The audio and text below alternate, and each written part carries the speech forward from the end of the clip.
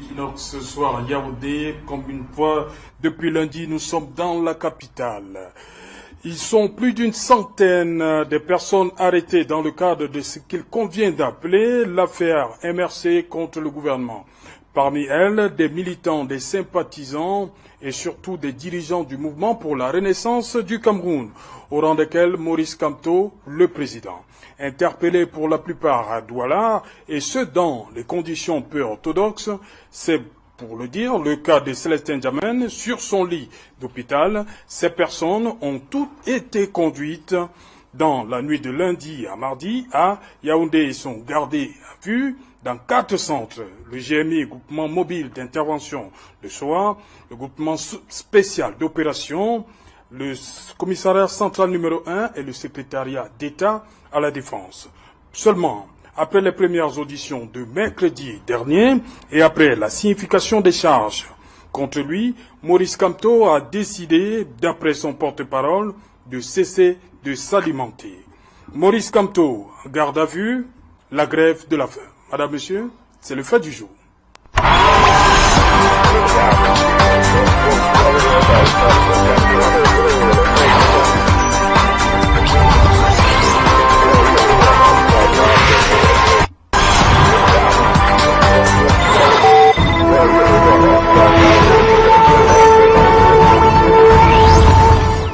Maurice Kamto en grève, en garde à vue, la grève de la faim. Pour en parler, je suis en plateau ce soir avec Guy Zogo. Bonsoir. Bonsoir Serge Alain. Oui. Bonsoir à tous nos téléspectateurs. Vous êtes le coordonnateur, rédacteur en chef, Equinox Télévision pour les régions Centre-Sud et Est. C'est bien ça? Absolument. Voilà, bienvenue sur le plateau Equinox Soir. C'est moi. Juste à côté de vous, on a un politique, Charles Poisseux. Bonsoir. Bonsoir Serge, bonsoir à tous les téléspectateurs de Equinox. Vous êtes du Social Democratic Front, membre du NEC et secrétaire national adjoint au bilinguisme et à la traduction. Tout à fait. C'est bien cela. Kizogo, dites-moi, des événements la semaine dernière, tout le week-end dernier et toute cette semaine, on continue. Comment comment vous appréhendez tous ces mouvements? Il faut dire que la tonie qu'il y avait sur la scène politique camerounaise semble être un peu derrière nous. On se posait la question depuis un certain nombre d'années. On regrettait même, je vais dire, que ceux qui avaient vécu cette époque des années de Brest dans les années 90 disaient que ça en était terminé de la politique au Cameroun, qu'on ne revivrait plus jamais un moment intense comme cela. Non, on n'en est peut-être pas là, mais sauf que la scène politique s'était complètement endormie, mais que depuis octobre 2018, on est revenu effectivement à ce bouillonnement qui en réalité nourrit aussi le champ politique par les actions des acteurs, par même cette répression comme d'aucuns la qualifient. Cela fait que le champ politique est vivant et que effectivement il est d'une manière ou d'une autre consolidé par les actions que les uns et les autres peuvent poser dans ce cadre-là. Donc effectivement on est un peu surpris qu'on retrouve cette dynamique-là alors qu'au moment où on l'attendait presque plus et que ce qui justifie que depuis pratiquement la semaine dernière on n'en a que pour cette actualité des marches blanches du MRC. Suivies des arrestations qu'on a effectivement pu vivre avec tous les enchaînements judiciaires qu'on observe aujourd'hui. Ok. Charles Poisseux, vous avez, on va le dire comme ça, tenté mercredi dernier, mais ça n'a pas eu la même ampleur que ce qui s'est passé samedi. On sort d'une semaine vraiment très très bouillonnante, on va le dire comme ça. Le SDF c'était mercredi le 23, le MRC le 26. Exact, mais on ne peut pas dire que ça n'a pas eu la même ampleur. Je voudrais plutôt préciser que c'était le point de départ de ce que nous observons aujourd'hui. Oui. Parce que le mercredi 23 janvier, c'était la marche organisée par le SDF Littoral, à Jean-Michel Nitieux. Oui, l'honorable Jean-Michel Nitieux. J'étais présent à Douala. Et vous avez effectué le déplacement de Douala? Tout à fait, tout à fait. Donc, ce qui s'est passé à Douala, en réalité, vous savez, ce n'est que le sommet de l'iceberg qu'on voit aujourd'hui. Oui. C'est parce que ce qui s'est passé sur le terrain à Douala, même avec la marche du SDF, aucune chaîne de télévision ne l'a montré. Pourtant, j'ai vu une chaîne concurrente à la vôtre qui était quand même à une bonne position pendant que les événements ont commencé. Le MRC pas. Comment vous pouvez dire qu'aucune chaîne l'a montré? Non, je veux dire ce qui s'est passé. Cela veut dire, Serge, qu'il y a des détails. Parce que quand vous prenez par exemple ce qui s'est passé avec les victimes de la marche du dimanche. Oui, du 26. Il y a eu même des intellectuels camerounais de renom qui sont allés dire que les blessures, que les uns et les autres avaient été des montages. On en arrive. Hein. Oui, c'est pour dire qu'il y a juste une idée providentielle. Oui, qui a dit que ça a commencé le 23. Voilà. Donc, c'est pour expliquer que ce qui s'est passé le 23, les Camerounais n'ont pas pu voir. Oui. Parce que sur la scène, notre police s'en est pris aux journalistes qui filmaient, s'en est pris à ceux qui filmaient à travers leur téléphone. Il y a des journalistes un policier a carrément agressé l'une de nos militantes, et c'est les populations qui ont hué l'homme qui était en train de dénuder carrément une de nos camarades à Douala. Mais ce que j'ai dit, nous avions par exemple présenté, Jean-Michel Lithieu avait fait ce qu'on devait sortir, et la police est venue avec une violence inouïe. Et j'ai dit, a même mis la main de manière brutale à amener un député de la nation, l'honorable Jean-Michel Lithieu, je dis bien avec une brutalité qu'on ne pouvait pas imaginer, les Camerounais ne peuvent pas imaginer qu'une police puisse faire à un homme qui a l'immunité parlementaire. Et je rappelle que les policiers ne sont pas des automates pour recevoir les ordres et les appliquer sans se rassurer que ces ordres sont en droite ligne avec nos lois. Vous savez que d'après le nouveau code pénal, en son article 127, il est spécifiquement écrit que tout agent de police qui agresse un élu de la nation, un membre de l'Assemblée nationale, un député, encourt une peine de prison allant de 1 an à 5 ans. Donc les députés dans ce pays ont l'immunité parlementaire. Et la police, quelle que soit la circonstance, n'a pas le droit de s'attaquer. Ce n'est que l'Assemblée nationale qui peut lever son immunité. Et ce n'est qu'à ce moment que peut-être un processus... Et Jean-Michel Lithieu, ce jour-là, a bourré son écharpe. Et c'est pas seulement son écharpe. C'est tout simplement qu'on ne peut pas, avec des situations qui sont plus visibles, parler. Jean-Michel, comme Michel Lithieu, comme vous savez, c'est un combattant de première heure. Il a reçu des coups de poing de la police. Je ne dis pas que j'ai entendu, j'étais sur la scène. Il a reçu des coups de poing de la police. On l'a transporté de manière brutale pour l'amener dans une destination inconnue. Et aussitôt, et je peux vous dire que si nous n'avons pas eu les cas des cas graves qu'on a eu pour la marche du 26, c'est tout simplement qu'il y a une hypothèse que la police n'avait pas prévue, c'est que sur la scène, l'honorable Joshua aussi était venu. Et je crois que l'instruction qui avait été donnée, c'était d'amener l'honorable Lithieu par tous les moyens, y compris en le brutalisant. Vous avez vu les t-shirts que portaient nos militants qui ont été déchirés. Les uns et les autres ont reçu des coups de poing. Le maire adjoint de Douala 3, le maire adjoint de Douala 5. Donc je dis, une fois qu'ils ont amené Jean-Michel Lithieu, ils n'ont pas mis leur tactique en marche. Pourquoi? Parce qu'il y avait l'honorable aussi. Et il fallait aussi essayer de le faire quitter la scène. Et dès que l'honorable aussi a quitté la scène, imaginez ce qui s'est passé. C'était des explosifs qui sont partis. Les bombes lacrymogènes au sein des foules, sans distinction, les populations qui fuyaient et notre police qui pourchassait les gens. Quand vous voyez ça se passer en plein Douala, plein capital économique, imaginez ce qui se passe dans la zone anglophone. Donc je dis, ce qui se passe 3 jours plus tard n'était que la suite. Et je pense qu'aujourd'hui, les Camerounais sont conscients, je suis d'accord avec Guy Zogo tout à l'heure, qui disait que je crois qu'on est en train de reculer encore dans les années 90. Et je crois que les Camerounais et les militants du SDF l'ont démontré. Aujourd'hui, nous sommes le 1er février. Vous savez qu'il y a un sous-préfet à Yaoundé 1er, qui a osé autoriser, parce que je trouve cela... C'est de la provocation. Le débat encore là, non, mais je dis, c'est interdit finalement, non? Qu'une autorité administrative donne de manière illégal, parce que cette autorisation était illégale. Quelqu'un dépose une demande le 28, le 29, il est autorisé, alors que nous, ça fait plus d'une quarantaine de demandes d'autorisation de manifestation qui sont refusées. Ouais. Donc je dis... Jean-Michel Ninche parle de 42. Bien sûr. Et je crois que aucune autorisation. Et à peine quelqu'un demande que le RDPC, une branche du SDPC, et je veux dire, c'est une branche milicienne, parce que ce sont les miliciens qui peuvent faire... Non, le terme est fort, là. Mais je dis, ce n'est pas normal que dans un pays où vous savez très bien que la violence est devenue quelque chose... Nous ne sommes pas loin de la situation anglophone.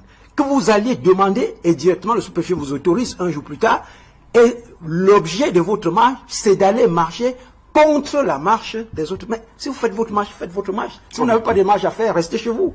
N'allez pas demander que vous allez aller contre les demandes, parce que marcher, c'est une liberté consacrée par notre Constitution. Lorsque les gens ne sont pas d'accord, ils peuvent protester. Guizoko, la marche de mercredi et celle de samedi, on a comme l'impression que samedi, les forces de l'ordre sont allées un peu plus loin. Pourquoi? Qu'est-ce qui peut expliquer ça? Contrairement à ce qui s'est passé mercredi avec les choses. Monsieur Coisseux l'explique, il y a forcément des détails dont... c'est la présence de oui, que nous n'avons pas pu avoir, absolument. Il y a des détails que nous n'avons pas pu avoir, mais on peut dire que la population, de toutes les manières, était déjà chauffée à blanc, quand même.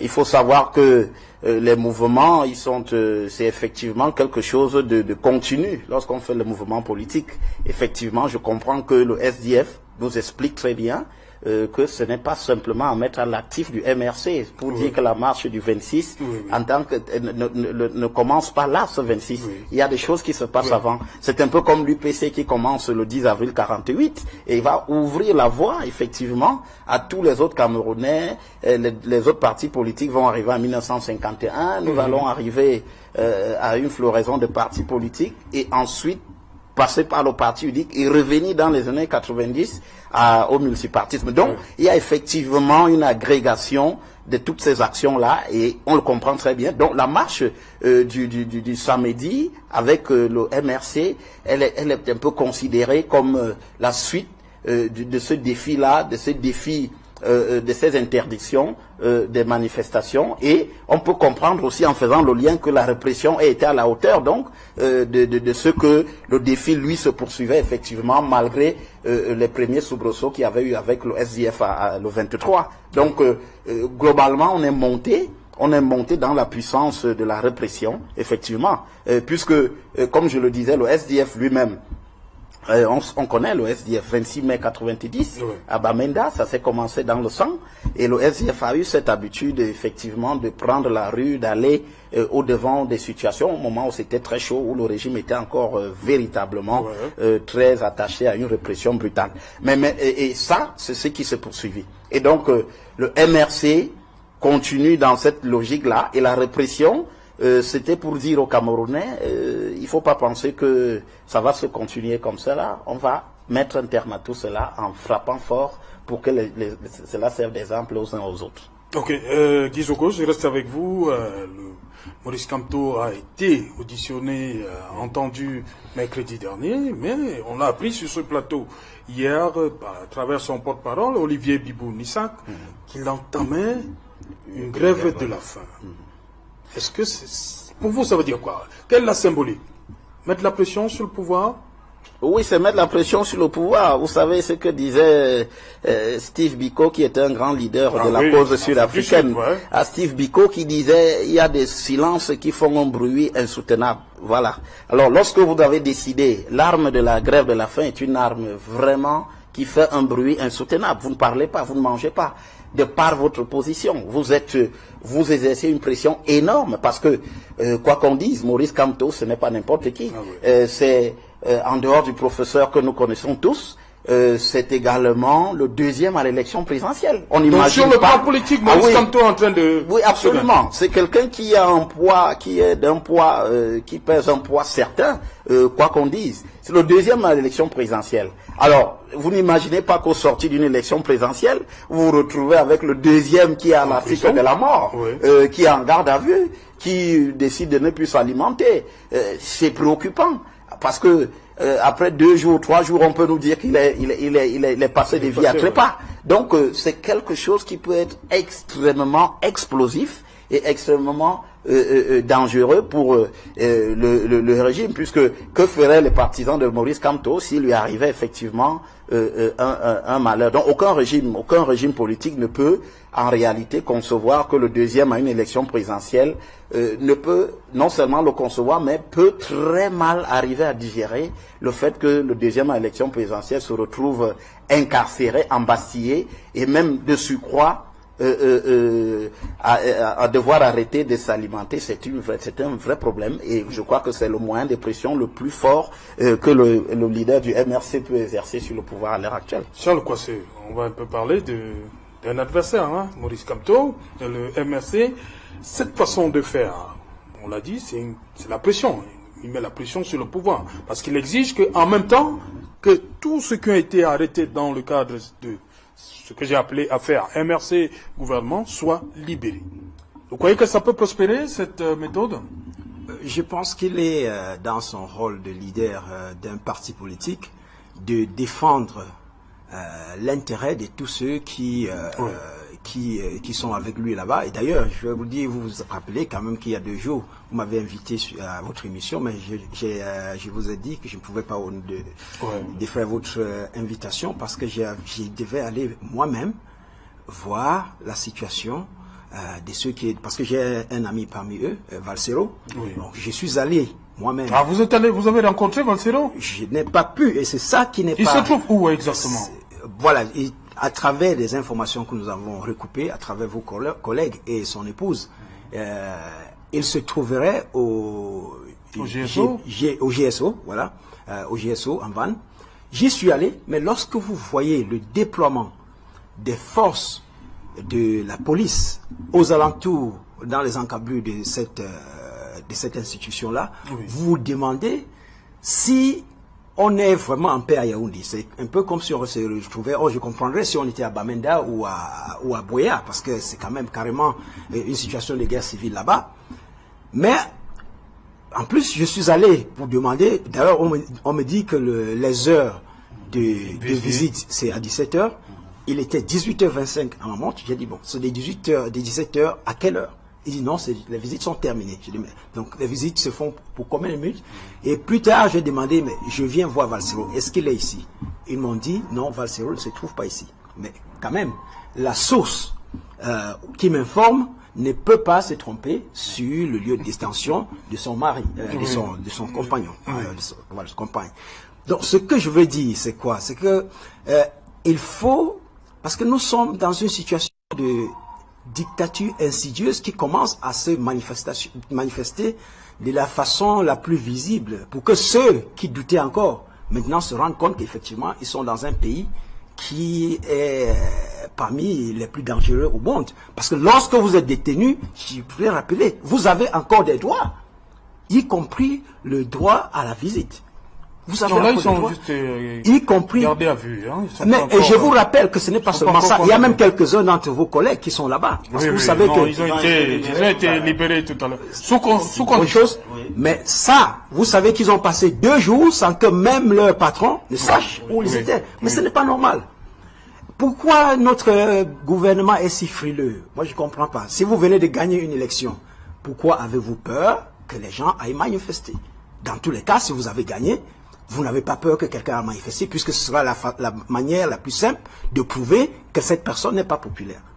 Et je peux le dire, même ne partageant pas, je suis du SDF, ne partageant pas tous les combats de M. Kamto, je voudrais quand même dire qu'en Afrique, on dit que si la barbe de votre voisin brûle, mouillez la vôtre. Oui. Donc nous ne pouvons pas nous réjouir de la situation de ces adversaires politiques, de ces concurrents, oui, qui sont détenus, parce que notre adversaire, ce n'est pas Maurice Kamto, juste pour faire la différence. Oui. Notre adversaire, c'est le parti au pouvoir, c'est le RDP, PC, oui, et M. Biya en tête. Et je vous dis, si la situation de ce pays est en train de prendre la tournure malencontreuse que nous voyons aujourd'hui, c'est quand on dit le RDPC, c'est un peu très global, c'est dû au fait que M. Biya est là depuis 37 ans maintenant.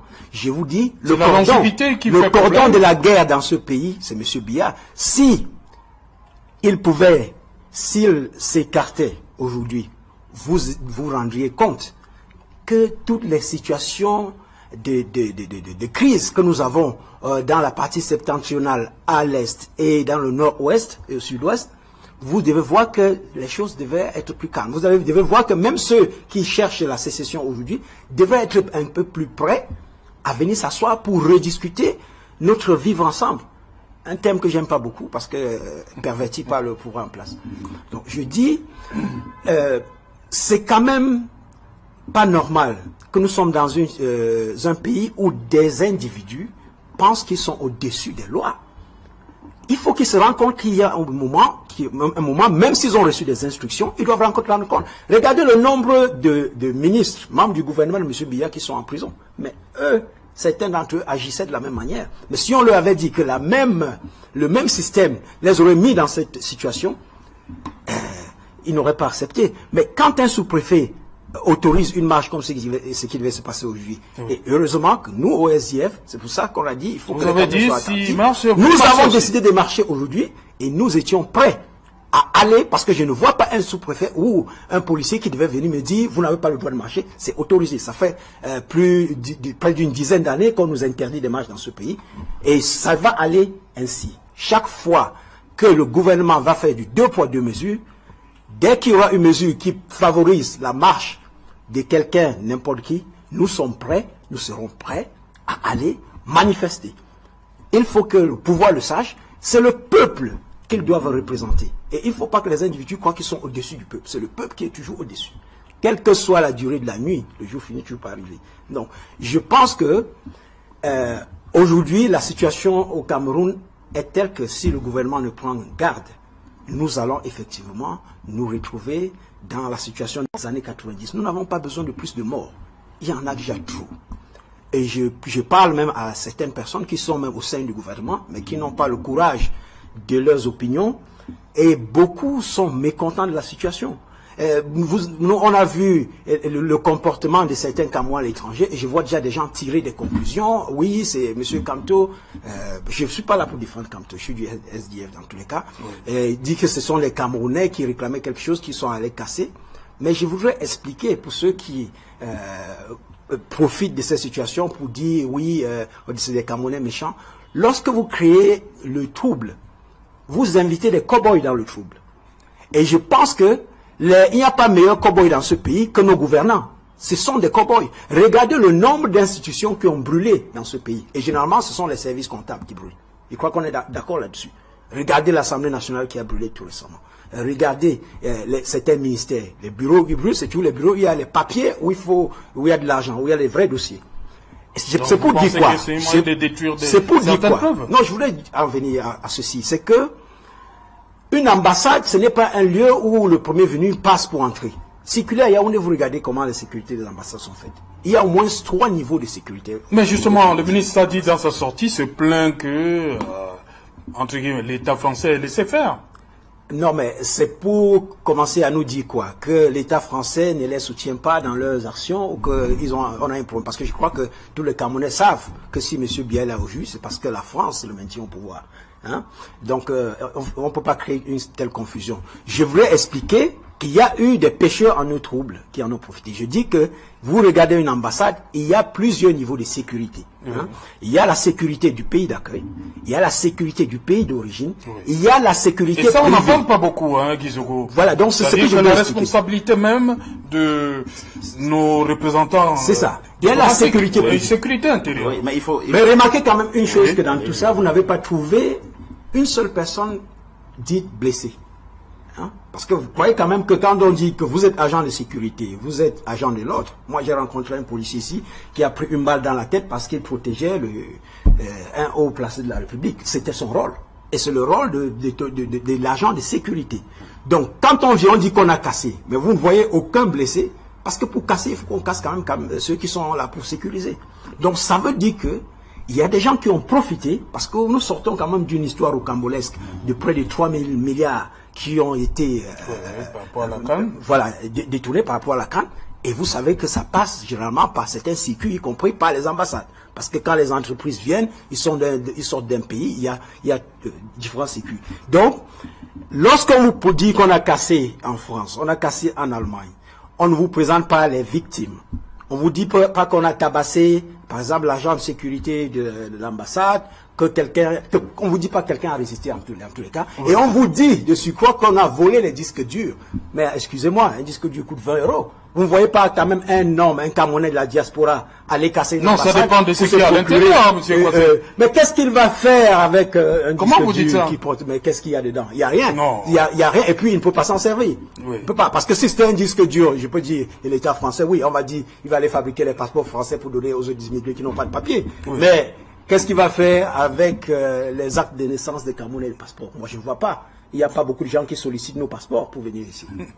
Oui, Guy Zogo, justement, sur ce problème de sécurité, il y a un premier rideau qui est assuré. Pour ceux qui connaissent bien cette rue-là, ils disent qu'il y a 4 ou 5 policiers français qui assurent le premier rideau, mais normalement, il devrait avoir une sécurité assurée par des Camerounais à l'intérieur. Oui, les règles sont claires en la matière. C'est-à-dire que les représentations diplomatiques sont d'abord la sécurité.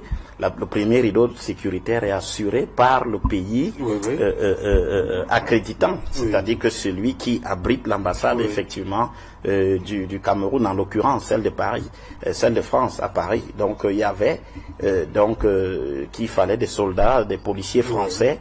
Avant 4 ou 5. Oui, 4 ou 5. Avant, maintenant, à l'intérieur même de la représentation, c'est effectivement, donc, cette fois-là, une sécurité camerounaise qui doit assurer. Donc, on peut avoir les sous-traitants. Oui, mais on peut avoir. On associe. On doit avoir des gendarmes camerounais, ou du moins des militaires camerounais qui sont là à l'intérieur et auxquels on associe donc des sous-traitants qui sont français en l'occurrence là dans ce cas-là. Et donc il faut quand même questionner ce problème, cette problématique de la sécurité à l'ambassade du Cameroun et même en Allemagne aussi où on a eu les mêmes manquements. On a entendu une explication sur la pression mise par les gilets jaunes qui a fait que l'effectif. Mais la convention de Vienne de 1961 sur les règles diplomatiques est claire. Une représentation diplomatique, c'est en fait le territoire de ce pays qui est d'abord inviolable. Et donc, il doit être protégé. Son intégrité doit être garantie par le pays accréditant, en l'occurrence la France et l'Allemagne, dans ces cas de figure-ci. Donc, il y a là des manquements, parce que si en France, il y avait les gilets jaunes, en Allemagne, qu'en était-il? On peut donc se poser la question de savoir effectivement quel est le problème, qu'est-ce qui s'est passé. Comment on peut expliquer de tels manquements? Mais il faut quand même dire qu'on ne va pas se contenter ici de rejeter le pauvre sur les autres, de rejeter la faute sur les autres. Non, le Cameroun même a sa part de responsabilité. Oui, c'est ce qu'on dit. Se souvenir. La sécurité à l'intérieur. D'abord la sécurité, mais au-delà de la sécurité, le Cameroun n'a pas d'ambassadeur en France. Voilà. Et depuis mars 2018 que M. Vandayolo, qui était titulaire de ce poste, a été nommé directeur du cabinet civil, cela va faire près d'1 an que nous n'avons pas jugé utile de nommer un plénipotentiaire à Paris. Alors je pense que la présence même d'un ambassadeur confie des responsabilités pour que l'organisation, le fonctionnement de cette ambassade soit suffisamment bien élaboré pour qu'on évite ce type d'inconvénients. Alors comme on a pu le vivre là, justement avec ces marches blanches là. Et là, c'est une interpellation. En Allemagne aussi, on a un ambassadeur, oui, mais on questionne toujours quand même l'absence des Camerounais, de la sécurité camerounaise. Et de la sécurité, oui, on aurait pu, parce que là, dans ce cas, peut-être quelques coups de feu en l'air auraient dissuadé ceux qui venaient pour saccager cette ambassade. Mais Monsieur Kouassé a souligné une question qui est importante. Il faudra bien que les investigations se fassent, soient poussées, parce que qui est auteur, effectivement, de ces saccages. On connaît la formule qui consiste souvent à dire qu'il faut terroriser le terrorisme. Et en terrorisant le terrorisme ou en terrorisant ceux qui veulent manifester, on peut parfois faire à la place de ceux-là ce qu'eux-mêmes ils n'ont pas fait. Et leur attribuer finalement ces faits-là. effectivement, on ne peut pas savoir l'heure qu'il est, mais rien n'empêche qu'on se pose des questions sur l'origine, les commanditaires, effectivement, de ces actes de saccage de nos ambassades à Paris et à Berlin. Ok. Et Charles Coissé, à la suite de ce qu'on a vu à Paris et à Berlin, il s'en est suivi le lendemain une espèce, je ne vais pas utiliser le terme épuration, mais on a quand même beaucoup d'arrestations, y compris même ceux qui étaient sur le lit d'hôpitaux. Oui, mais c'est... Cette image-là, à quoi elle renvoie? Comment comprendre ça? Qu'on vienne prendre quelqu'un sur son lit d'hôpital? Je vais y arriver, mais permettez quand même que j'insiste. Lorsque vous circulez sur ce qui est passé, c'est passé, parce que les gens en parlent beaucoup. Oui. Mais ceux dans qui les ambassades? Oui, ceux qui ne sont jamais dans les ambassades. Pardon, je vais quand même en finir pour dire que si vous vous rapprochez même des ambassades à Yaoundé, vous allez vous rendre compte que à Bastos ici, nous avons une unité spéciale de la police en charge de la sécurisation des diplomates.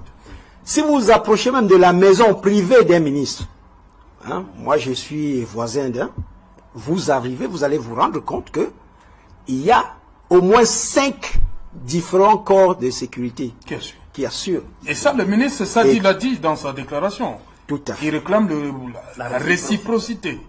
Il dit que quelque part, la France et l'Allemagne ont failli, alors que nous, on fait tout pour protéger leur mission. Je vous dis, ce n'est pas les propos de Sadi que je vais commenter ici, mais je dis, si vous allez chez non, mais c'est un fait quand même. Aujourd'hui, que je vous dis, si vous allez chez lui aujourd'hui, vous allez voir qu'il y a un agent du BIR, un agent de la gendarmerie, vous allez voir qu'il y a un agent de l'armée. Vous allez voir qu'il y a un agent de G44, c'est-à-dire que, sans publicité, privé. Pourquoi on met tous ces gens-là? C'est pour qu'il y ait un certain équilibre de la terreur entre eux. Parce que si vous ne pouvez pas réussir un coup, quelle que soit la forme que vous allez faire là-bas. Parce que vous allez voir que le matin, l'agent qui arrive là, le matin va fouiller la chambre de celui qui a passé la nuit pour s'assurer que tout va bien. Dans les ambassades aussi, le niveau de sécurité est tel quel. Et en plus, demandez-vous, parce que ce qui s'est passé, on dit que les gens qui ont cassé sont restés là pendant plus de 5 heures de temps. Mais quand même, qu'est-ce qui est plus compliqué? Appeler tout simplement la police française pour dire non, notre sécurité est en danger. Mais il y aurait eu une réaction rapide. Ça n'aurait pas pris 3 minutes pour que la police française sorte tout l'arsenal pour mettre tout le monde hors de cette place-là. Donc c'est pour expliquer que il y a des gens qui ont intérêt à ce que cette situation-là arrive. Parce qu'il y a des dossiers qu'on peut faire disparaître dans ces conditions-là. Et je vous ai pris l'exemple des bureaux qui brûlent. C'est pareil. Vous voyez toutes les commissions d'enquête qu'on crée ici. Aucune commission n'a jamais donné les conclusions de ces enquêtes. C'est pour ça que j'insiste pour dire que si c'est pour donner une certaine crédibilité aux propos de nos officiels, il faut qu'ils nous expliquent pourquoi ceux qui étaient à l'ambassade, même ce n'est pas nécessairement l'ambassadeur, hein, et même ceux qui y travaillent, pourquoi ils n'ont pas requis l'intervention de la police française? Non, ils disent qu'ils l'ont requis. Voilà pourquoi ils n'ont pas requis? Après, ils l'ont requis. Voilà pourquoi ça a permis d'évacuer. Après 5 heures de temps. Oui, après. Mais on n'est pas au Cameroun, quand même. Et même au Cameroun, vous savez que, sauf si vous avez un cas de vol chez vous, c'est clair que si vous appelez la police, elle ne vient jamais, sauf si vous payez. Mais si c'est un cas de crise, je le dis, j'ai été victime, je peux le dire, je peux le dire, je suis dans mon pays, je suis victime de ce genre d'injustice-là. J'ai eu un cambriolage chez moi, et j'ai eu des preuves. Nous avons une police scientifique. Je peux vous expliquer, M. Sejotou, j'ai requis le service de cette police-là. Mais j'ai même jamais eu une visite de prélèvement des empreintes du voleur. Alors, donc je dis, mais si c'était une marche politique, bon, c'est clair que avant que vous n'auriez même ouvert la bouche, la police serait là. Mais je dis, la police, notre police, en tout cas ceux qui donnent les ordres, les donneurs d'ordre, choisissent là où ils doivent épuiser les forces de notre police. Et je ne comprends pas qu'ils disent que ce qui s'est passé dans ces pays-là, ils ont requis l'intervention de la police. La police n'est pas intervenue pour... Non, ce n'est pas normal, c'est pas vrai. Ça ne peut pas être sérieux. Voilà, Guilexo, revenons donc sur ces interpellations, sur le lit d'hôpital, le cas de Célestin Djamène, ça fait quand même... C'est-à-dire qu'on vient de porter un blessé sur son lit d'hôpital. Quelle image? Oui, absolument, quelle image. On peut s'interroger, on peut même s'en inquiéter, puisque, vous savez, l'État du Cameroun n'est pas un État voyou. Mais lorsqu'on a ce type d'acte, on peut effectivement utiliser la formule américaine des rock states, des États voyous dans le monde, qui consiste effectivement à ne pas apposer ce type d'acte. Donc il faut simplement se dire que c'est peut-être une dérive encore, une de trop certainement, parce qu'un État, lorsque M. Djamène a été blessé, on savait où il se trouvait. Oui. Il est beaucoup plus simple de sécuriser cet hôpital, en sachant qu'il y a des enquêtes qui sont faites et autres. Donc, lorsqu'on voit ce type d'actes, on prend effectivement peur, parce que c'est aussi le type d'acte qu'on voit souvent dans les... nous regardons de temps en temps les films de la mafia, où on s'en va chercher jusque dans les hôpitaux des gens, et parfois, s'il faut les exterminer, on ne s'encombre pas, que ce soit dans un hôpital ou quel que soit le lieu. Il faut dire qu'un hôpital est un lieu à la limite sacré. Les services, la police, qui peuvent faire leur travail, peuvent effectivement signaler au service, à la direction de cet hôpital, qu'il y a un individu. Et donc la surveillance étroite peut se faire, on le sait, on le fait souvent. Et donc il y a quand même, il faut se poser la question de savoir si les gens, certains responsables au Cameroun, ne confondent pas leur désir privé avec les règles républicaines. Il y a une conciliation qu'il faut faire. Lorsque vous êtes en colère contre quelqu'un, vous ne pouvez pas, de par votre rang, de par le fait qu'il y a des règles républicaines, vous ne pouvez pas aller au-delà de ces règles et poser des actes qui sont en contradiction totale avec ce que la République prescrit comme norme. Et donc, dans ce genre de cas-là, il faut vraiment s'en inquiéter. Et on l'a tous vu, et ce n'est pas toujours des bons points pour le gouvernement. Ok. Charles Coisseux, sur cet acte-là, jusqu'à l'hôpital? Je trouve cela comme de la simple méchanceté. Parce que vous savez, il y a des règles. Tous ceux qui sont détenus, généralement, ne sont pas toujours en santé. Donc, lorsqu'il y a une situation de maladie, même ceux qui sont dans un hôpital, il y a des mesures qu'on prend pour les déplacer, les mettre dans un hôpital avec une sécurité supplémentaire. Vous savez déjà que nos hôpitaux sont sécurisés, hein? Parce que même sans la police, il y a déjà une sécurité dans nos hôpitaux qui empêche les femmes qui ont donné naissance à un enfant, qui n'ont pas l'argent pour payer, qui n'ont pas réglé les factures, de rester emprisonnés dans les hôpitaux. Donc je pense que le sortir pour l'amener, je ne sais pas, dans un lieu où il n'a pas l'attention des agents de santé, c'est la plus méchanceté de mon point de vue. Mais cela dit, voyons même comment ces balles-là sont arrivées, ce qui s'est passé. Est-ce que vous vous rendez compte? Parce que lorsque vous regardez les vidéos, vous voyez qu'il y a eu une phase où les manifestations se passaient, la police a même encadré de manière régulière. Il y a eu une phase où on voit plutôt des gens déjà blessés. Dans quelles circonstances c'est arrivé? Et lorsque vous voyez la vidéo, la seule qui finalement vient aujourd'hui jeter toute la honte sur une dame comme Kalice Beyaïla, qui disait que c'était tout simplement des simagrées que M. Djamène me faisait. Lorsque vous voyez le cas du garçon qu'on a tiré, et regardez la scène, ce n'est pas en fait au centre-ville, ça se passe dans un quartier. C'est-à-dire que les manifestations se sont terminées depuis, la police a réussi à disperser ceux qui s'étaient regroupés, oui. Mais quelqu'un se charge d'aller chercher un autre, je ne sais pas si c'était un manifestant ou un passant, chercher quelqu'un dans le quartier et lui dire, mais c'est atroce, c'est outrageant, dit, et non seulement le policier tire sur la jambe du garçon, mais il l'oblige à se lever et à marcher. Ça, même en situation de guerre, la convention de Vienne l'interdit.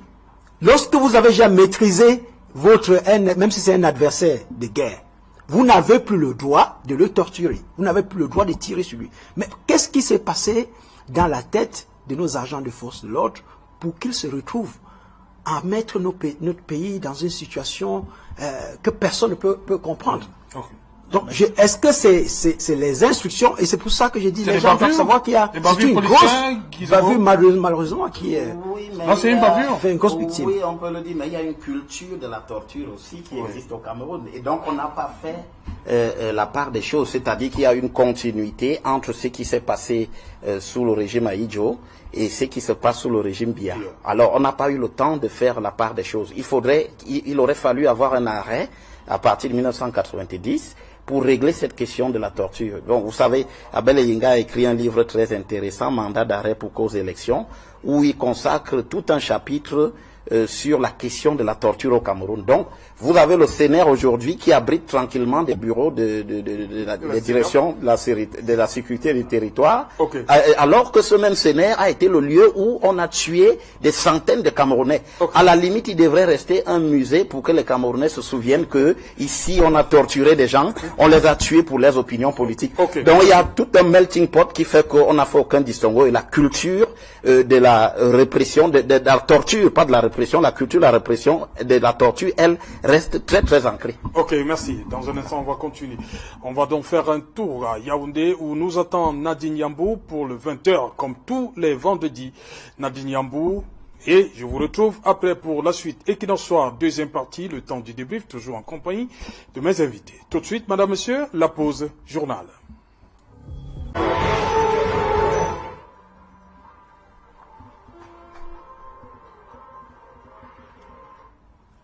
Retour sur le plateau Equinox ce soir, deuxième partie, c'est le temps du débrief, toujours en compagnie de nos invités, Charles Coisseux du Social Democratic Front, Guy Zogo, Equinox Télévision, rédacteur en chef, coordonnateur Centre-Sud-Est, Equinox Télévision, sur ce plateau, et lui, il vient de nous rejoindre, lui c'est Denis Atangana, président du Front des démocrates camerounais. Bienvenue, Denis Atangana. Bienvenue, M. Alain, c'est tout un plaisir. De participer pour la toute première fois sur Equinox ce soir. Et par ailleurs, je suis un habitué d'Equinox. Vous en souvent vu sur les plateaux, 237 les débats. Voilà. Donc vous êtes chez vous. Voilà, Guy Zogo, comment savez-vous Laurent Koudou-Gbagbo et Charles Blé Goudé, on va dire enfin ce qui s'est passé aujourd'hui? Oui, enfin, oui, mais c'était un processus qui forcément montrait qu'on allait dans ce sillage-là, celui de la libération. Ils ont ajouté sous condition. Oui, sous condition, c'est-à-dire qu'ils ont été certes acquittés, mais sous condition, parce que vu le caractère de cette situation, de ce dossier sur les crimes intervenus en Côte d'Ivoire pendant l'élection présidentielle, après l'élection présidentielle de 2010, il reste que si les témoins n'ont pas pu, il n'y a pas la cour, si le procureur n'a pas pu réunir forcément tous les éléments, mais l'affaire va se poursuivre. Mais il faut également voir le volet politique de cette affaire. Justement, je voulais le volet politique, si lui, reste sur les témoins. Voilà. Est-ce qu'il y a protocole de fond 2020? Voilà, il y a quand même que la situation politique de la Côte d'Ivoire commande qu'une certaine prudence soit observée. Qu'on éloigne d'une certaine manière Laurent Gbagbo et Charles Blé Goudé, parce que la situation est potentiellement explosive. S'il venait à revenir en Côte d'Ivoire, dans les conditions actuelles, on ne sait pas comment cela se passerait. Donc il faut construire ce retour de Laurent Gbagbo et de Charles Blé Goudé avec beaucoup de mesures, absolument. Ok. Denis Atangana, je vais dire la même chose avec vous. Ils sont enfin libres, mais il y a quand même des conditions. Ils ne rentrent pas tout de suite en Côte d'Ivoire, ils vont rester dans un pays. C'est la Belgique qui est de plus en plus citée. Dans ce cas-là, ça a arrangé les affaires de ceux qui vont se présenter à l'élection de 2020, y compris le président Alassane Dramane Ouattara. Même comme il dit qu'il va se prononcer en 2020. Je pense qu'avant d'évoquer peut-être les échéances de 2020, il faut déjà dire que c'est une satisfaction africaine de voir Laurent Gbagbo libéré et Charles Blé Goudé qui ont fait l'objet d'un procès dans une cour qui fait l'objet de beaucoup de controverses. C'est déjà une chose, c'est bien parce qu'il faut reconnaître qu'un vaut toujours mieux que zéro. C'est déjà une liberté et la prison qu'elle soit une prison de luxe, qu'elle soit n'importe quelle prison, ça reste la prison. Ça reste la prison. Privation de liberté. Voilà. Et le fait aussi qu'on les contraint à l'exil, l'exil est une prison aussi, parce qu'elle vous empêche d'être à côté des siens. Et vous savez que lorsqu'on est à côté des siens, il y a une fierté, il y a une joie, il y a l'harmonie qui est là. Ça inquiète. Je crois qu'on aurait dû peut-être poser des conditions pour le président Gbagbo, qui a une condamnation en suspens de 20 ans de prison du côté de la Côte d'Ivoire. Oui, la Côte d'Ivoire, pour braquage de la BCAO. C'est le terme qu'ils utilisent, hein, braquage de la banque. Donc, pour le moment, puisqu'on reste un peu dans le droit, il a une condamnation de 20 ans, ce qui n'est pas le cas pour Charles Blé Goudé. Donc, je suis surpris qu'on pose les conditions pour les deux. J'aurais bien, et je pense que ça aurait été objectif si on avait émis des réserves pour Gbagbo, en estimant que s'il rentrait en Côte d'Ivoire, il risquerait de se retrouver en prison. Et là, on pouvait laisser Blé Goudé rentrer. Et je pense que la situation politique, effectivement, en Côte d'Ivoire, avec l'ancien grand parti présidentiel qui est en pleine fragmentation, donne des ouvertures pour que la candidature d'un Blé Goudé soit plébiscitée du côté de la Côte d'Ivoire. Ok. Charles Kouasse, cette situation, finalement, un petit goût amer, vous êtes libéré, mais vous ne pouvez pas rentrer chez vous. Je vais dire que je ne vais pas répéter ce que mes deux prédécesseurs ont dit, mais je vais dire quand même que c'est ce qu'on appelle une victoire d'étape. Vous savez que une victoire d'étape. C'est une victoire d'étape. Nous avons ramené là dans la petite reine. C'est ça. C'est une victoire d'étape parce que rien ne vaut la liberté. Oui. Surtout pas celle d'un combattant comme Monsieur Laurent Gbagbo, que le SDF a soutenu à travers plusieurs résolutions du NEC, de l'International Socialiste, qui l'a soutenu même en huant l'actuel président de l'Assemblée nationale ivoirienne, Guillaume Soro, qui était de passage à l'Assemblée nationale du Cameroun. Donc Laurent Gbagbo, c'est une légende. Laurent Gbagbo, c'est une personnalité que tous les Africains doivent étudier. Et je crois que la Côte d'Ivoire, la situation de la Côte d'Ivoire, ce qui se passe là-bas, je crois qu'au Cameroun, on n'en tire pas encore des leçons. Parce que il ne faut pas oublier que c'est une crise organisée de toutes pièces par les alliés qui étaient contre la démocratie, qui a amené toute cette situation-là avec le nombre de morts, de personnes mortes qu'on ne ramènera jamais. Voilà, qu'on ne ramènera jamais à la vie. Mais quand même, il y a une chose qui s'est dégagée de ce procès historique, c'était quand même le procès de la colonisation. Et je crois que quand je dis victoire d'étape, c'est-à-dire que la libération de M. Laurent Gbagbo, ce n'est pas la justice qu'on lui a rendue, ni qu'on a rendue à de nombreuses victimes ivoiriennes, mais c'est quand même dit que les pratiques d'une certaine époque ne prennent plus à notre ère de la communication. Je vais dire que c'est la pression qui est venue des réseaux sociaux, des Africains qui sont mobilisés un peu partout et des amis qui sont mobilisés, et le fait, et surtout des journalistes comme vous, c'est-à-dire qu'aujourd'hui c'est difficile de cacher. Vous savez, l'injustice comme la dictature ne fonctionne qu'avec l'obscurité. Et donc, tout ce qu'on avait mis comme charge contre Laurent Gbagbo, on n'a pas pu les transformer en quelque chose de concret, tout simplement parce que chaque fois, c'était possible. On n'a même plus de témoins à charge venir décharger entre guillemets. Laurent Gbagbo. Donc imaginez un tel procès 50 ans en arrière, on aurait condamné Laurent Gbagbo, on l'aurait même tué. Moi je vous dis, même quand pendant la guerre qui s'est passée là-bas, on l'aurait tué comme on a tué Lumumba. Et on aurait raconté une histoire derrière qui était celle des vainqueurs. Mais aujourd'hui, c'est plus compliqué, et je crois que c'est pour ça que je profiterai de l'occasion pour féliciter une chaîne, et les journalistes surtout, derrière c'est la chaîne, parce que c'est pas la chaîne qui fait le journal, c'est vous les journalistes, qui a bâti un travail un peu unique au Cameroun, dans un environnement où la corruption Et la malhonnêteté est un peu la règle. Donc, je pense que c'est grâce au travail qui a été fait, comme vous le faites à Equinox, que M. Laurent Gbagbo trouve aujourd'hui cette liberté qui est une étape. Parce que je ne veux pas dire que il y a un plaisir à dire qu'on va vous sortir de votre pays et vous indiquer où vous allez habiter. Ce n'est pas la liberté, votre liberté devrait vous permettre, sans condition. Et la justice devrait rentrer quand même, parce que depuis qu'on en parle, il y a eu des morts en Côte d'Ivoire, mais il faut que les vrais responsables, quand même, puissent rendre gorge à un certain moment. Mais comme je dis, ce sont des combats qui se mènent en étapes, et en politique, comme vous savez, ce n'est jamais facile.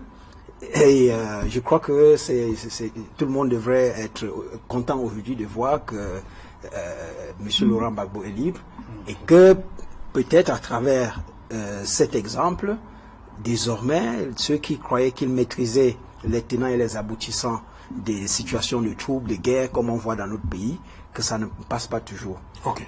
Voilà, Guy Zogo, c'est quand même terrible, hein, au bout de 7 ans, qu'on dise qu'on n'a pas pu réunir toutes les preuves. Voilà, Laurent Gbagbo et Blé Goudé.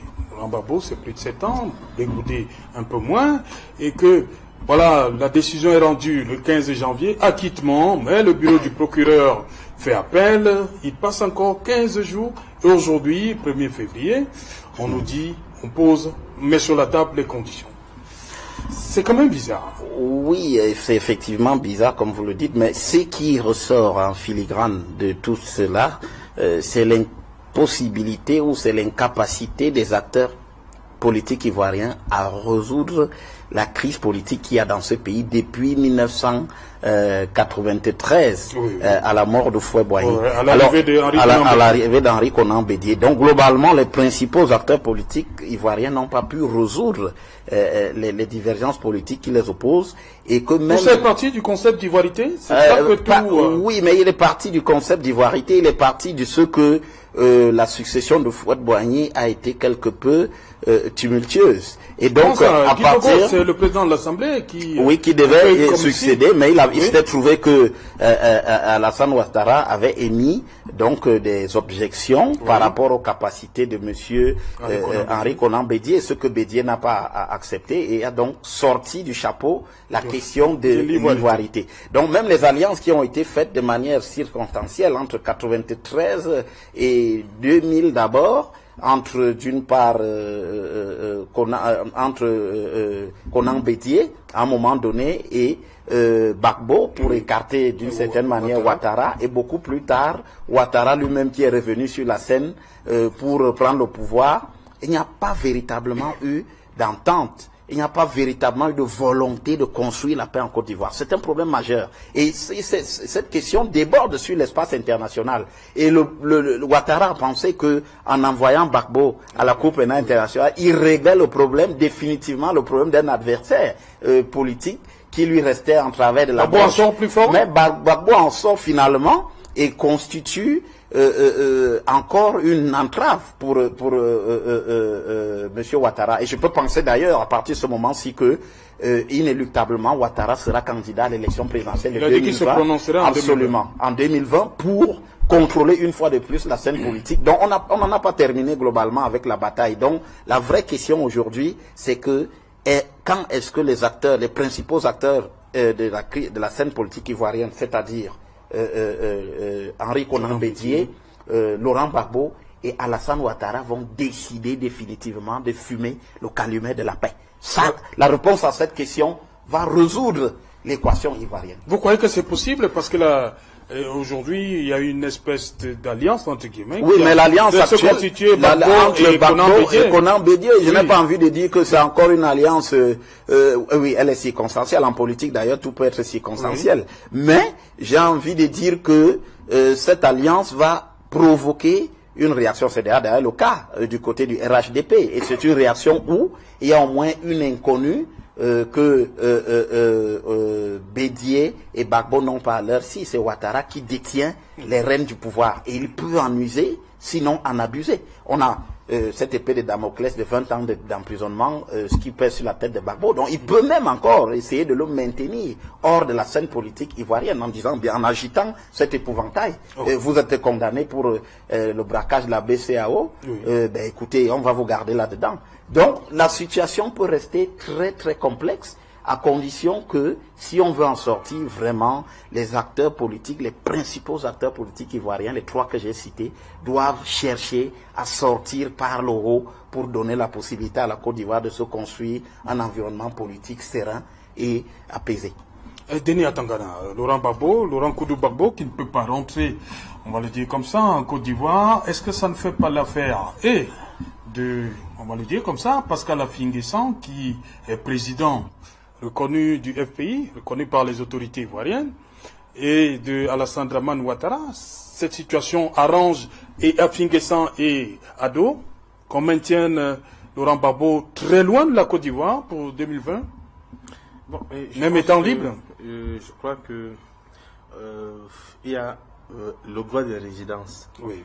Est-ce que ce droit de résidence empêche la liberté de déplacement, la liberté d'aller et de revenir? Est-ce que Bleu Boudé et Laurent Gbagbo n'ont pas le droit, par exemple, de venir en Côte d'Ivoire pour 2 jours, un week-end et repartir? Oui, on peut être en exil, on peut être en prison et avoir ses parents qui sont décédés, avoir sa progéniture qui est décédée, et me demander peut-être la permission au régisseur de pouvoir y aller assister. Est-ce que c'est pas possible pour le cas de Laurent Gbagbo et de Charles Blé Boudé? Ça, c'est une première question. En essayant d'apporter une réponse à cette question-là, ça veut dire que un week-end, Laurent Gbagbo peut bien venir en Côte d'Ivoire lors d'un congrès et se voir réinvestir, redorer une nouvelle légitimité pour rassembler tous les morceaux du FPI. Oui. Et il est clair que pour beaucoup, Pascal Affi-N'Guessan est un grec. Mais c'est pas moi qui le dis. C'est les Ivoiriens, les pro-Gbagbo. De certains Ivoiriens. Mais je crois que la Cour pénale internationale est en train de pécher. Il ne sert à rien de libérer des gens et les contraindre à l'exil. Cela donne un peu plus de raison à ceux qui estiment que la Cour pénale internationale n'est pas différente du CONSUP au Cameroun, du contrôle supérieur de l'État au Cameroun, qui parfois on vous interpelle d'abord et puis on va réfléchir sur les motifs pour qu'on vous colle un réel procès sur le dos avec des preuves qu'on va fabriquer et autres. Donc, beaucoup de gens estiment que la Cour pénale internationale est une cour politique, et le fait de contraindre Laurent Gbagbo et Charles Blé Boudé en exil pour ne pas venir participer à la présidentielle de 2020 est un problème. Ça donne raison aux uns aux autres. Et j'insiste en disant que le cas de Laurent Gbagbo, on peut encore le comprendre parce qu'il a une condamnation en suspens. Mais pour Charles Blé Boudé, il n'en a pas. Donc je ne trouve pas la raison pour laquelle on refusait qu'ils aillent dans leur pays respectif. Oui, il y a une raison, parce que il y a une raison qui est peut-être là, mais qui ne me semble pas suffisante. Le fait que la Côte d'Ivoire, à travers une loi, ait décidé de se retirer de la Cour pénale internationale. Mais quand on regarde les principes qui régissent l'Organisation des Nations Unies... Le président Ouattara a dit en 2016 qu'il n'enverrait plus un seul Ivoirien à la Oui, mais ça veut dire qu'ils ont décidé de ne plus être en accord avec ces dispositions de la Cour pénale internationale. Mais il y a un principe au niveau du droit international, et je pense même au niveau de l'ONU. Vous pouvez ne pas être membre de l'ONU, ou bien ne pas avoir ratifié certains textes internationaux, mais lorsque vous commencez à être une menace pour la paix mondiale, ou quoi que ce soit, l'ONU s'impose à vous. Oui. Donc je ne vois pas en quoi on peut refuser donc à Laurent Gbagbo de venir en Côte d'Ivoire. Et quand on fouille même, il y a plusieurs organismes de l'ONU qui sont installés en Côte d'Ivoire. Donc d'où vient le fait qu'on se focalise uniquement sur la question de la Cour pénale internationale, des pays membres de la Cour pénale internationale, pour exclure Laurent Gbagbo et Charles Blé Boudet le droit d'aller résider chez eux. Effectivement, c'est une réponse politique, mais il faut que la Cour pénale internationale laisse au moins Blé Boudet rentrer en Côte d'Ivoire. Et on le sait tous que Gbagbo peut ne plus être candidat, mais qu'il peut soutenir Blé Boudet parce que c'est le général de la rue quand même. Ce que je voudrais dire, c'est que les exemples doivent nous servir pour nous éclairer aussi, parce que on a quelques cas de figures où on a vu que le retour dans des conditions, dans des circonstances où les conditions n'étaient vraiment pas réunies, nous ont amené à une implosion de l'espace politique. Je parle du Congo-Brazzaville. On avait eu un cas de figure où Pascal Lissouba arrive comme président de la République après avoir remplacé 92, après la présidentielle de 92, qu'il emporte devant Denis Sassou Nguesso. Denis Sassou Nguesso qui s'en va. Et puis, on sent bien que la transition se fait mal parce que, ne serait-ce que les anciens caciques n'ont pas accepté qu'il y ait un nouveau pouvoir. Lissouba aussi, quelqu'un de très avant-gardiste, qui était dans la même lancée de remettre à plat un certain nombre d'accords avec la France, notamment sur la gestion du pétrole. Et on voit que, par la force des choses, Sassou Nguesso revient dans ce climat en 97, dans ce climat délétère, et on a une guerre civile qui a causé ce qu'on a vu, des morts incalculables, et le retour de Denis Sassou Nguesso quand même dans des conditions assez rocambolesques. Il y a quand même eu beaucoup de morts, une guerre civile effroyable. Donc je pense que, comme je le dis, la situation en Côte d'Ivoire est aussi explosive que celle qu'on a pu vivre au Congo à cette époque. Il faudra bien que cette question-là soit adressée pour éviter que la Côte d'Ivoire ne retombe dans ce qu'on a vécu en 2010.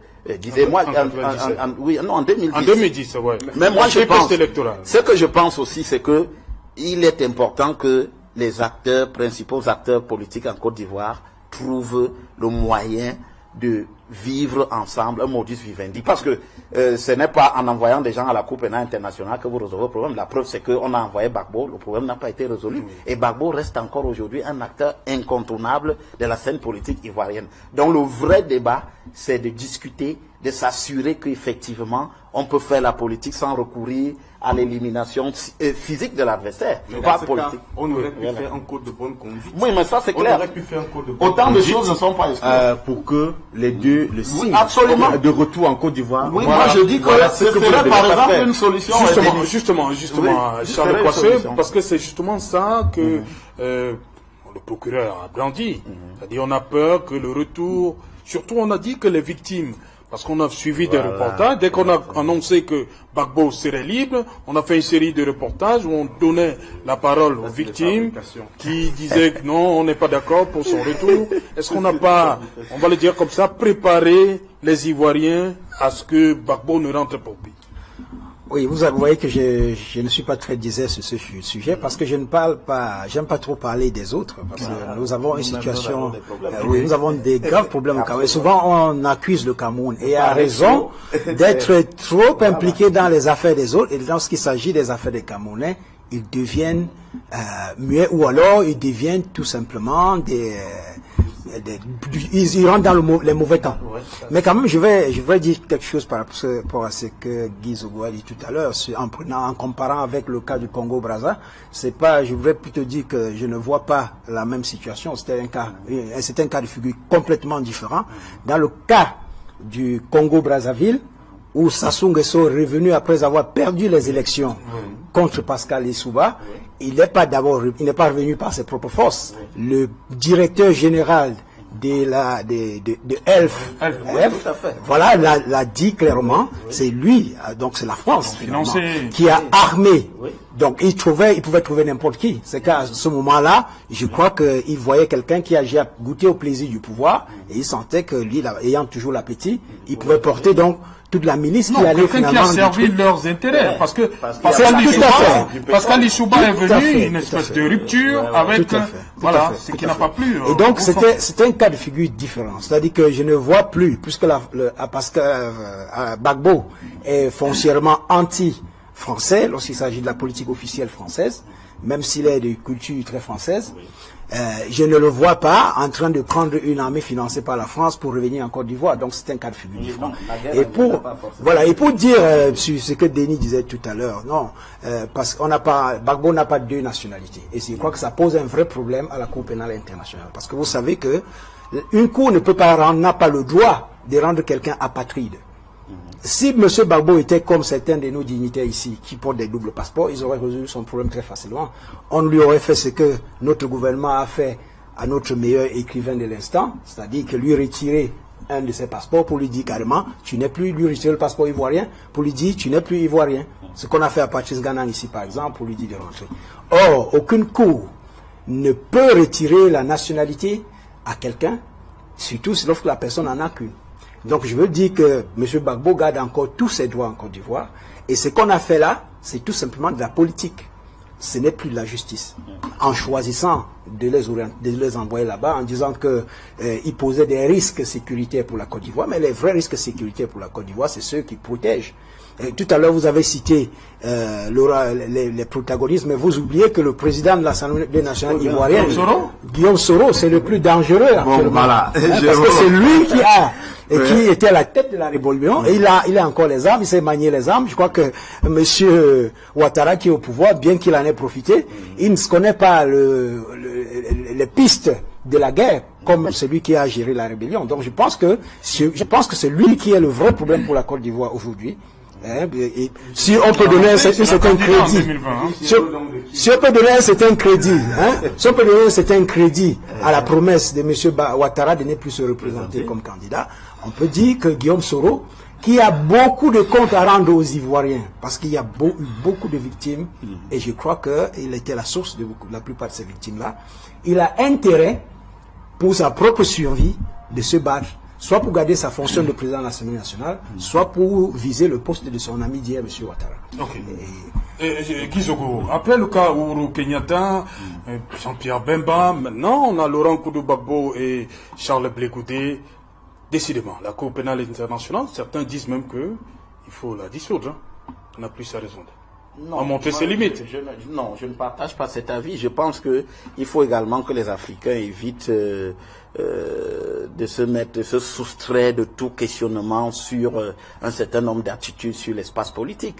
Il faut quand même dire que décidément, nombre tous les points là, personne n'a été condamné. Il faut dire que nombre de régimes politiques africains s'illustrent encore quand même par des actes qu'on pourrait qualifier à la limite de barbares. Oui. Et lorsqu'il n'y a personne pour vous reprendre, ça devient, pour vous rappeler, ça devient un peu des dérives permanentes. C'est Dostoevsky qui disait que si Dieu n'existait pas, tout serait permis. Donc il faut quand même un instrument comme la Cour pénale internationale qui rappelle aux gens. Ce n'est pas parce que Uhuru Kenyatta, Jean-Pierre Bemba, maintenant Laurent Gbagbo et non, ce n'est pas parce que la Cour pénale va les relaxer qu'on va jeter le bébé avec l'eau du bain. Il faut considérer qu'il y a un acquis qui est important. C'est quand même la Cour pénale internationale est une vigie qui permet que des dérives, que des limites, un certain nombre de limites ne soient pas franchies. Vous savez, au Kenya, on a vu des choses aussi assez effroyables.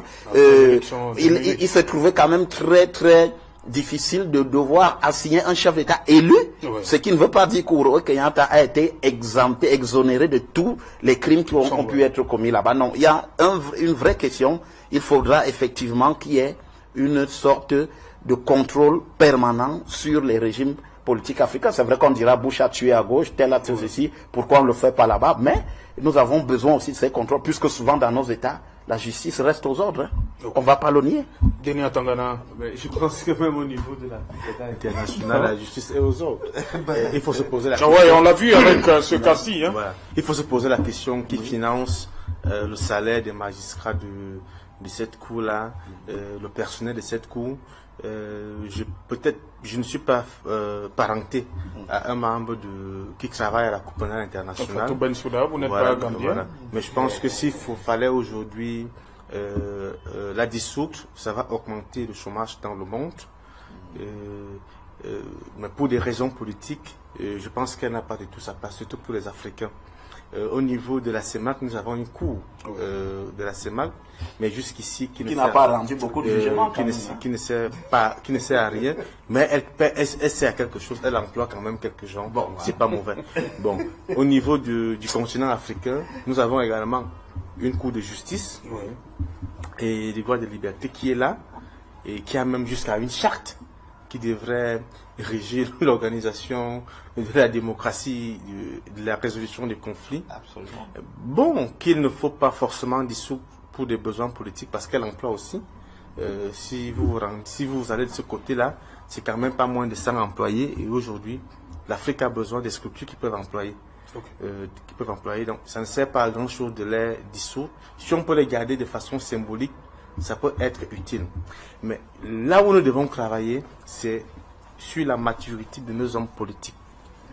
La maturité en ce sens que il faudrait que lorsqu'on va dans une élection, qu'on soit assez humble. Qu'on soit assez humble de telle sorte que lorsqu'on a perdu, que l'on accepte le résultat des urnes. Et là où nos hommes politiques devraient aussi travailler davantage, ce n'est pas sur l'après-élection, c'est surtout se battre pour que le code électoral qui organise les élections, avant qu'on ait aux élections, qu'il soit revu. Et je pense que c'est le meilleur défi, c'est le plus grand défi dans la majeure pays des pays africains. Je n'oublie pas le Cameroun. Ça veut dire que si on doit se battre aujourd'hui, si on doit marcher aujourd'hui, la question centrale doit être orientée sur le code électoral. Alors, tant que beaucoup de nos pays ne l'auront pas compris, beaucoup de nos hommes politiques ne l'auront pas intégré, on va toujours se retrouver dans des crises post-électorales. Donc moi, c'est mon point de vue. Et toutes ces cours-là, en réalité, le fait qu'elles emploient quand même certains de nos frères qui ont des bons salaires, et vous savez quand même qu'en Afrique, lorsque une personne travaille, c'est quasiment 15 personnes qui vivent autour de la personne. Lorsqu'il y a un deuil dans la famille, lorsqu'il y a quoi que ce soit, ce sont ces personnes-là. Donc demander à ce qu'on dissout ces juridictions-là pour augmenter le chômage en Afrique, ce serait être cruel pour bon nombre. Et Charles Coissé, on continue avec la CPI? Non, je dis quand même un mot par rapport à ce que Denis Emilien a dit tout à l'heure. Je crois que j'ai eu l'impression lors de sa conclusion qu'il voulait faire passer que le problème ivoirien c'était un problème de code électoral. Non, ça n'a jamais été ça. On ne va pas revenir dessus. Nous savons ce qui s'est passé. Mais deuxièmement, vous savez que la Cour pénale internationale, on ne peut pas parler de dissoudre certaines institutions. Les institutions sont généralement créées pour certains buts et parfois par certains. Vous voyez la police que nous avons aujourd'hui, la police a été inventée pour protéger, c'était lors de l'éclosion industrielle, c'était pour protéger les privilèges des industriels qu'on avait créé la police. Et je crois que la police telle qu'elle est aujourd'hui n'est plus exactement la même qu'elle était à son origine. Donc il faut tout simplement dire que rien n'est bon ou mauvais a priori. Il faut donner du contenu à chaque chose qui est créée. Même si la Cour internationale a été créée pour protéger, parce que c'est ça qui s'est vu, protéger les intérêts d'une certaine communauté internationale contre les pays où ils ont des intérêts. Donc, même si ça a été créé dans ce contexte, nous voyons aujourd'hui que les nouvelles technologies, la communication a permis que cette Cour ne soit pas arrivée à servir ceux qui finalement payent, comme vous dites, cela. Mais je crois que cette Cour doit être maintenue. Et je pense que, même pas seulement pour brandir, cette Cour doit fonctionner. Et pour que cette Cour fonctionne, il faut que le travail qui a été abattu, comme je disais tout à l'heure, par les journalistes, par tous les activistes, dans les réseaux sociaux, pour mettre la pression, nettoyer les déchets qu'on a vus lors des procès passés, et pour que finalement ça ait un contenu plus juste. Parce que sinon, si on détruit cette Cour, il y a des circonstances où nous en avons besoin. Parce que dire des dictatures insidieuses comme les nôtres, où vous avez des gens qui prennent sur eux de torturer, tirer à bout portant sur d'autres individus, s'il n'y a personne pour dire, mais on peut quand même vous interpeller, alors à ce moment-là, nous sommes très mal partis. Donc je pense que... Ne comptez pas sur ce point, parce que en réalité c'est une structure qui sert de chantage.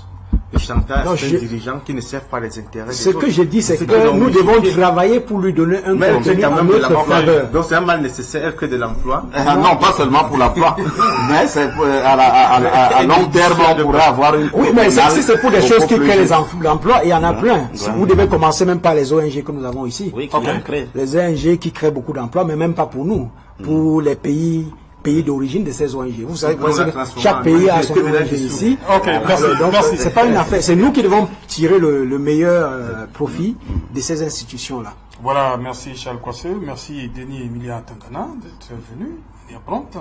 Merci à Gizogo qui coiffe toute la grosse équipe de Yaoundé. Merci à Marcelin Gansor. Merci à Cyril. Merci à Emmanuel Job. Merci à Élisée Bogba, Georges Joël Essengue et Séverin Tchouban, le réalisateur de cette émission Equinox ce soir. Nous étions à Yaoundé, madame, monsieur, pour une semaine. Rendez-vous dans quelques jours, lundi à Douala. Rediffusion 23h GMT. Il sera minuit à Ekoumdou.